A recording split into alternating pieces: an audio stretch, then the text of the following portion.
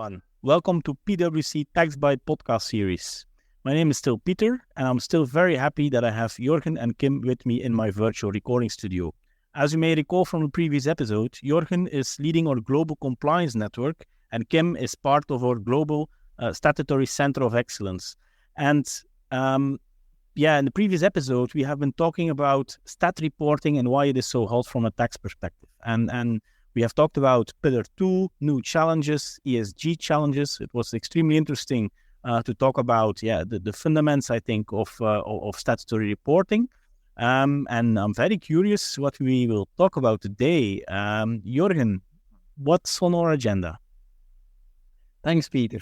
Today we're going to deep dive on data. We will look into the types of data you need for statutory reporting, as well as the challenges and best practices to deal with this data looking at the end-to-end process. Okay, but let's start with the beginning. What is the data challenge when we focus on the statutory reporting function, Jorgen? What we see is that the stat and the tax function as a downstream user still spends too much time on identifying data points, collecting that data, and then transforming that data in order to be able to use it. And finally, reconciling that data with all other information which is available to make sure that it's actually correct and that you can feel comfortable with that data for the downstream use case. So what are the data points typically required? Well, we typically group this data in three buckets. We've got the ERP data, trial balance data, transactional data, subledgers. We've got non-ERP data, but which is still structured from other platforms. And then we've got semi-structured data, which can be fully spread around the organization. Just think of headcount information, contracts, POs, identity of the directors, and what have you. The ERP data and the other structured data, we typically collect using either extraction, ideally, or using reporting tools and functionalities. Mostly these are embedded in the ERP. The semi-structured data, that is collected via what we call an SDG process, supplemental data gathering. Sometimes also referred to as PBC, for instance, which stands for prepared by client. As we covered in our previous episode, there are different sub-processes within the statutory reporting function. The first sub-process is getting your stat trial balance data ready, including the identification of the differences between your group GAAP and the local GAAP or GAAP to stat difference. And ideally, this is all coming directly from your ERP system or from the dedicated GAAP to stat platform we also discussed last time. The second sub-process, that's all about the preparation of the actual statutory financial statements. So you start from the stat trial balances, you add all other non-ERP data, semi-structured data points that are needed to complete the notes to the financial statements. And of course, those would be different from country to country. Okay, yeah, thanks, Jorgen. Let's take a bit deeper in that first step now, these GAAP to stat differences. This is coming back in all the discussions that we have on Pillar 2 and data gathering. So I think it's interesting to look a bit more into that. Kim, maybe can you explain us a bit what companies can do to facilitate these differences in the best way? Sure. Maybe let's identify the different types of these GAAP to stat differences first. We also briefly touched upon it in our previous session. And also here we typically distinguish three groups, at least in theory. So first of all, the policy differences or the GAAP technical differences. These are differences that most of the people think about when you say GAAP to stat differences. Typical examples are fixed assets differences in view of capitalization and depreciation, but also revenue recognition, pension accruals. These are rules-driven. Some of these can be automated, but in practice, this group certainly is not the majority of the differences. Second group is the cutoff and the materiality differences, caused because of the fact that there's different calendars for closing of the stat versus the group reporting, and because of lower materiality thresholds from a stat perspective. Third bucket, the granularity differences, because of the fact that for stat purposes, you need to show the data on a more granular level. For example, one US GAAP payroll account may be split up into 2, 3, or even more local payroll accounts.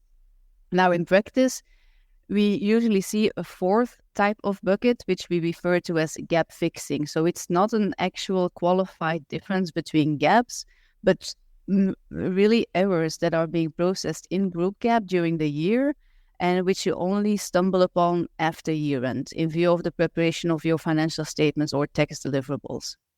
So that's the types of differences. Now, how to accommodate for these in the best way? Of course, that will depend on the type of difference.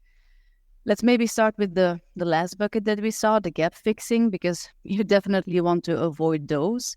And in order to do this, we come back to the preferred operating model that we talked about during the last session, which is really maintaining dual GAAP accounting ledgers in the business ERP throughout the year. So be it on a monthly basis, quarterly basis, through the use of secondary ledgers or non-leading ledgers. Why? There's different advantages here.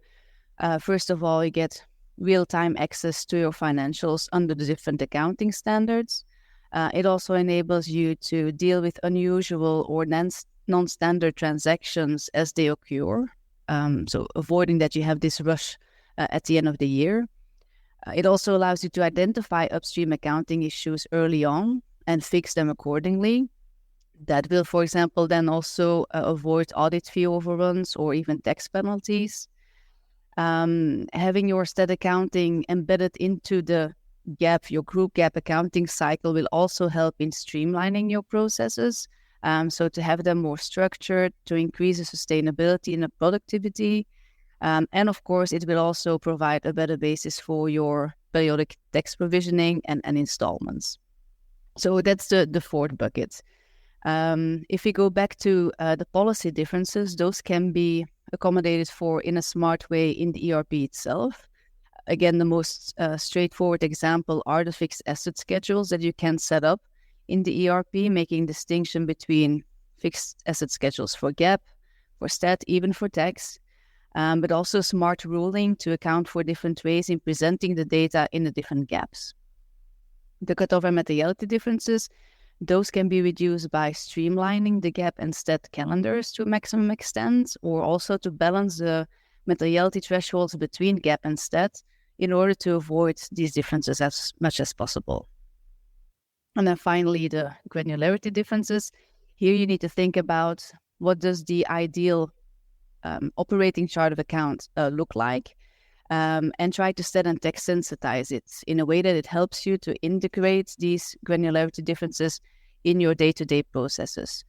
You can also use segments where it makes sense to not overblow your chart of accounts when it's not needed. So these are a few examples of how to accommodate that. Yeah, thanks, Kim. And yeah, as we said last time, this is of course the optimal model, dual ledger system, of course, but may not be so achievable for every company in the audience here, at least not maybe from where they start today and for the entire footprint of the company.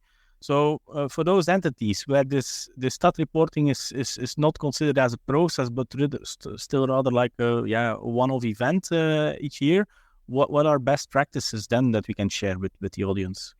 Yeah. And then here I again want to maybe start with what we still see a lot in practice, but is certainly suboptimal. That's still what we see a lot. Companies maintaining their GAAP to stat differences in large and complex Excel spreadsheets. Most of the time, these spreadsheets look differently from entity to entity, or certainly from country to country. The audit trail is lacking or is just non-existent.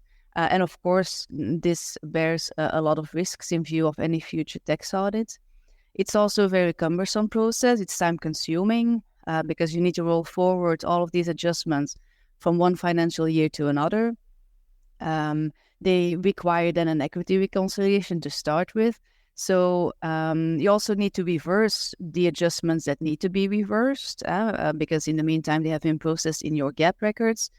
You need to apply maybe the mapping of new accounts to the local specific chart of accounts for those countries where that's needed.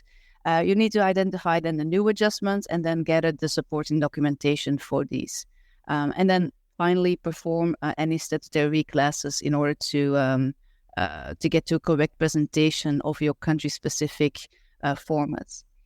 Now, if you're lucky, you're limited to a handful of versions of this spreadsheet, usually stored somewhere on a drive.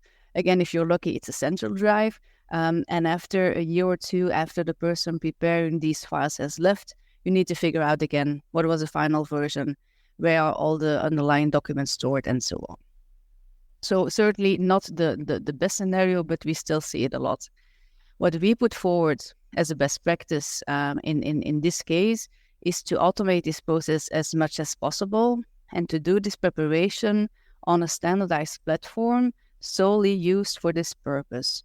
For example, we have our GAAP to stat conversion platform, which is actually built on a mid-size ERP. And we have organized this and customized it in a way that it easily accommodates the capturing of these GAAP to stat differences, including an audit trail. It also includes a repository where you store the underlying backup of each adjustment. It remains available there on the platform itself. It's also online, of course, so everyone who needs and is allowed access to it can access it all at the same time. So there's also only one version of the truth, and it's always up to date. It can also easily be used to provide the statutory auditor with the required details, including a standardized and automated set of reports, including a GAAP to stat bridge, a roll forward of last year's stat bridge with the current year one, an equity reconciliation, and of course, a detailed list of the actual GAAP to stat adjustments with the link to the underlying documentation. So next to the standardization and the automation of the reports, also the roll forward from one year to another is automated. So any adjustments that were identified as reversing adjustments in the previous year are being reversed in the next year. All adjustments that have been flagged as non-reversing are being rolled forward. So you don't need to re-enter these adjustments anymore. You don't need to confirm the equity reconciliation. That's all done automatically. And of course, there's also an integrated mapping with the local chart of accounts, as well as a mapping to the SFS section. So this really allows you to print the trial balance based upon these SFS sections, meaning that you have a direct feed for the preparation of your statutory financials. So in short, a very streamlined, standardized process to accommodate for these GAAP to stat differences and to really get you in a comfortable position to start the actual preparation of the financial statements accordingly. Okay, yeah, thanks, Kim. So indeed, good to hear that also in case where the ideal scenario is not yet feasible, there are many things the audience can do to make sure that they work in a streamlined way. That will help also, I think, later on when, for Pillar 2 purposes, you need to prove the origin and the sources of your data to the tax authorities. But Jorgen, maybe back to you with a question. So when talking to clients, I hear a lot about tooling for the financial statement preparation process. I hear Workiva, for instance. There seems to be a lot of attention to it, a lot of fuss about it as well. Is that really a game changer according to you? Yeah, Peter. For most clients, Workiva certainly can be a game changer. It can really accelerate the transformation of how companies manage their stat processes. One of the key benefits is that it can support both an in-source delivery model, an outsourced delivery model, and even a hybrid model, all on one and the same technology. So I'm certainly really excited, but let me provide some background. So Workiva is a global software as a service or SaaS company, and it provides a cloud-based connected reporting platform that enables what they call the use of connected data and the automation of reporting across finance, accounting, risk, and compliance.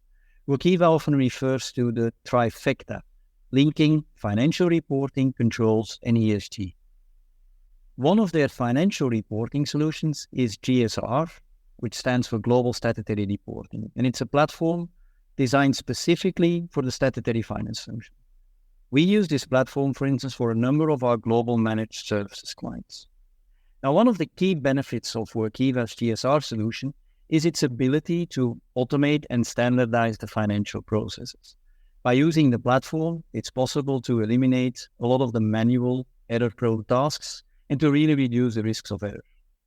The GSR solution, it also provides a range of tools and features for analyzing and interpreting financial data, including interactive dashboards and visualization tools, as well as some advanced analytical capabilities, such as machine learning and even predictive modeling.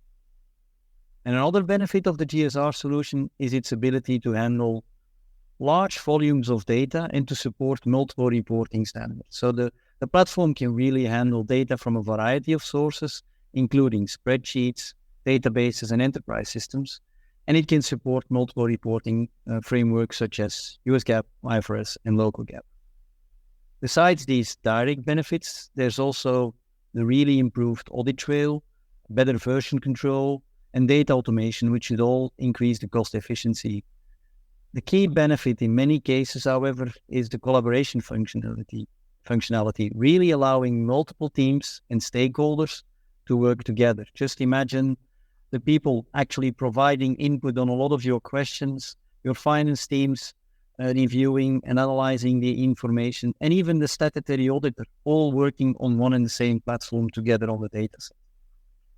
Now, obviously, companies, they will need to set up the templates and the processes fully tailored to their specific organization if you want to maximize the value of the platform. And we've done that for a large number of clients.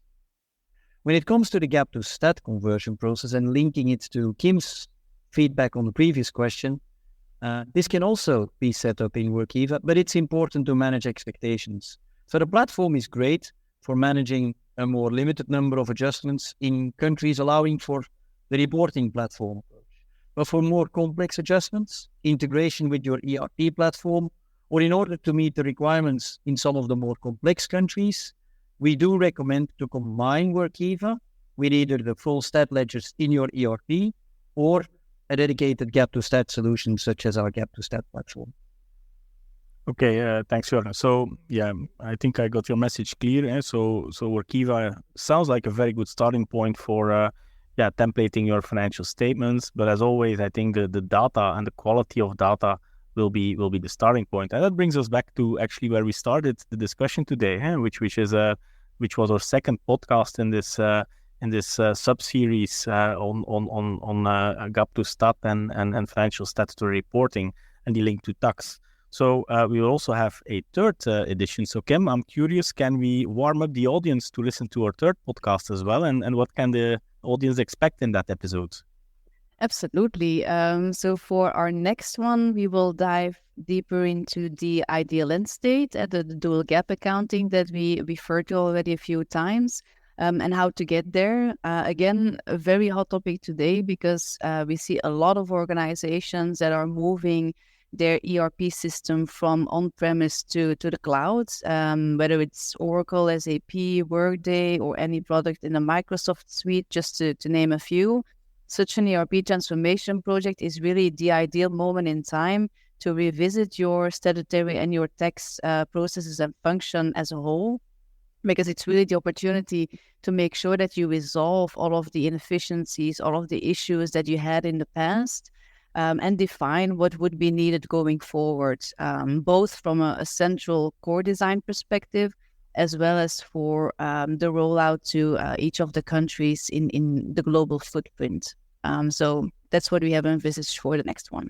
Okay, thank you, Kim. Well, I think I invite everyone, of course, to tune in for the next one. And I thank you, Kim and Jörgen, for joining me again for this episode, and the audience for tuning in. See you next time.